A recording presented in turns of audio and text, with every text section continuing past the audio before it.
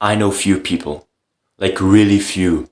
If I look at all my classmates, they're always talking about calling that guy, meeting up with that other buddy, or hanging out with an old friend. And I always just wonder, am I weird for not having so many connections? Maybe.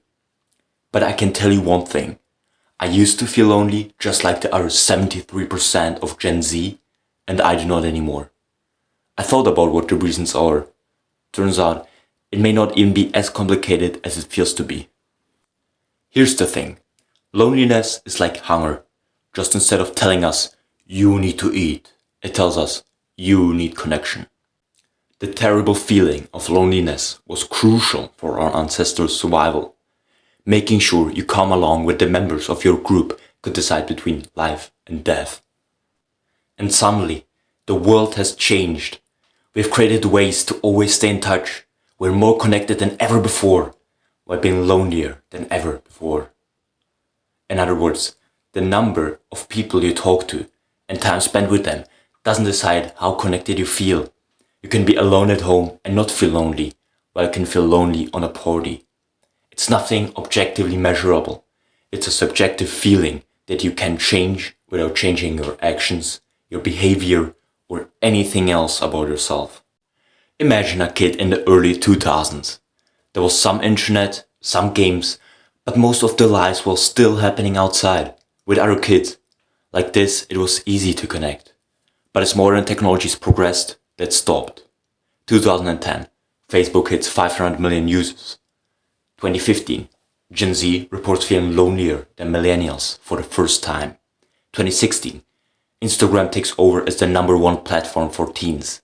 The shift from connecting to performing.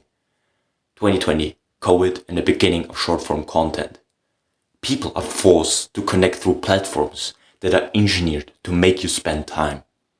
2023, TikTok becomes the most used platform among Gen Z.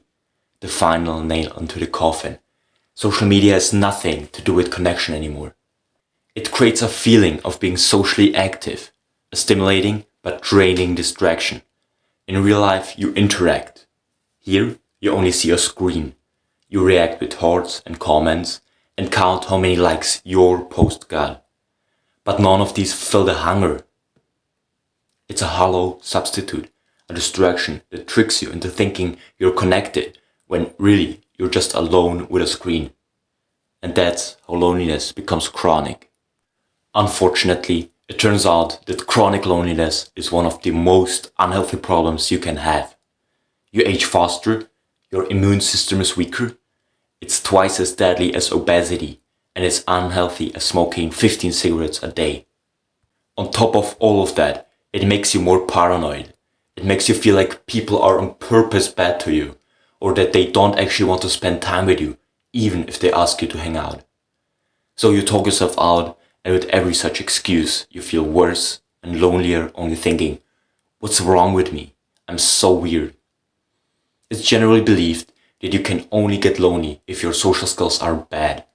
The reality is, social skills have almost no impact on this, meaning loneliness is mostly a result of a year's ongoing process that can hit anyone, not an incapability to connect. You don't need to change anything about your personality. You're likely a great person that only got into a bad situation. To get out of it, I'd suggest you take a week off from social media. Not permanently, only a week. I know, this feels like you're missing out on something, and let's be honest, you will miss out on something.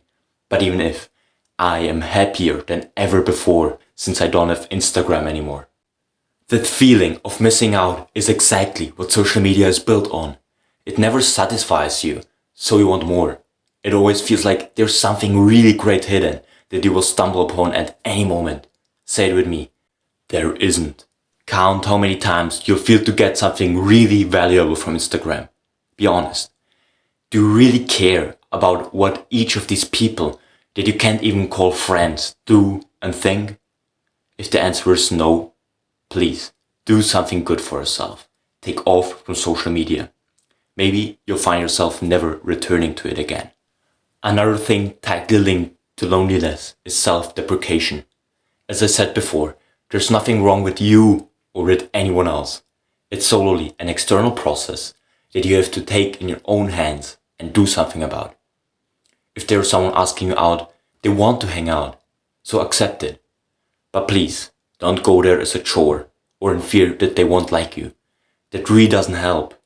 Be honest, do you want to be there or not?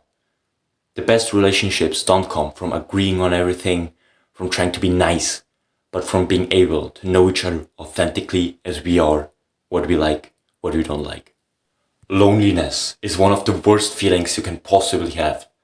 And it's sad that so many people experience it. But there's a reason for hope. You can improve your own situation by opening yourself up for new interactions and friendships. And if you feel from a different person tension or discomfort, try staying warm and not excluding them. Like this, we can fight the growing loneliness disease and make this world a better place. Some of the sources to this video are in the description.